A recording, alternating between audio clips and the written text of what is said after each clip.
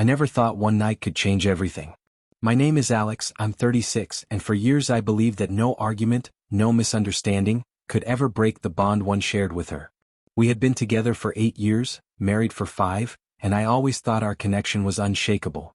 She was the storm to my calm, fiery and unpredictable, and I was the steady ground she could always rely on, or so I thought.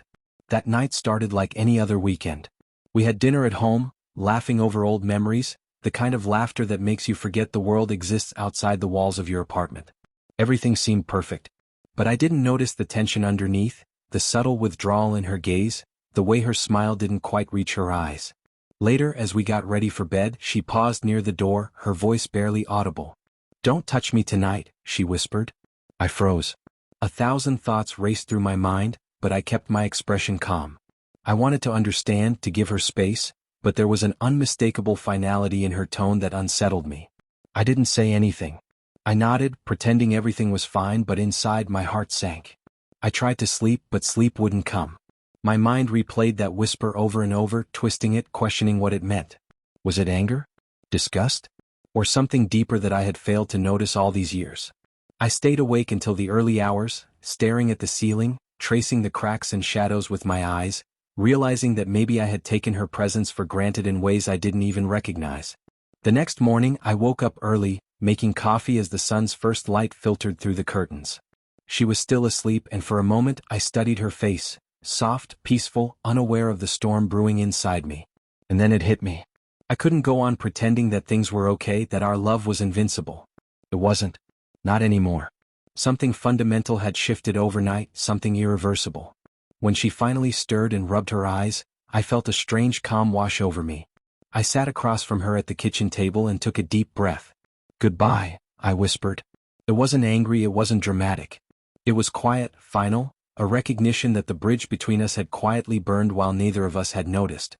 Her eyes widened in disbelief, searching my face for any hint of a joke, a misstep, anything that would undo the reality of my words. "You, what?" she stammered, her voice trembling. I shook my head gently, meeting her gaze, unwavering. "I can't stay," I said. "I've tried to ignore it, to rationalize it, to wait for something to change. But nothing will. Not after last night." She got up, pacing the small space of the kitchen, running her hands through her hair as if trying to pull herself together. "Alex, wait, I didn't mean," she started, but I held up my hand. I didn't want explanations, apologies, or excuses. I had spent years waiting for change, for clarity, for a sign that our bond could survive moments like this. And now, for the first time, I realized that no amount of words could rebuild what had quietly shattered. The silence that followed was deafening.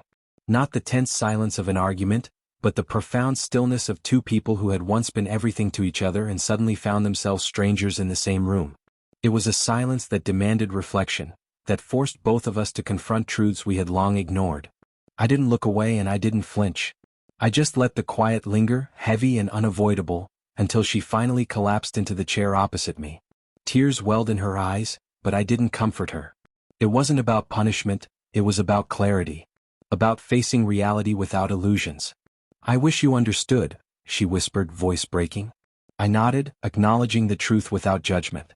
"I do," I said softly, "and that's why I can't stay." She covered her face with her hands, shaking, a mix of grief and disbelief. And I realized that sometimes love isn't enough. That sometimes, even when you care, even when you've shared laughter, nights, and dreams, the accumulation of silent resentments, unnoticed hurts, and unspoken words can create a chasm too wide to cross. By mid-morning, she had left the apartment, dragging a small bag behind her. I didn't follow. I didn't call. I didn't try to stop her. I simply watched as the door closed behind her, understanding that this was not the end of a fight, but the beginning of a new life, one in which we both had to stand alone, facing the consequences of the words whispered in the dark. For the first time in years, I felt a strange sense of liberation. Not happiness, not joy, but clarity. I had acted according to what I knew was right for my own emotional survival. And though the apartment felt emptier, the air heavier, I understood that some goodbyes, whispered or otherwise, carry the weight of life lessons that cannot be learned any other way. Even now, weeks later, I think about that night, that whisper, and the quiet goodbye that followed. I don't regret it, not because I didn't love her, but because I finally loved myself enough to acknowledge that love alone cannot sustain a bond broken by silent walls, hidden resentments, and unmet needs. And though the memory stings, I know that I acted with integrity, with honesty, and with the kind of calm certainty that years of complacency had never allowed me to find.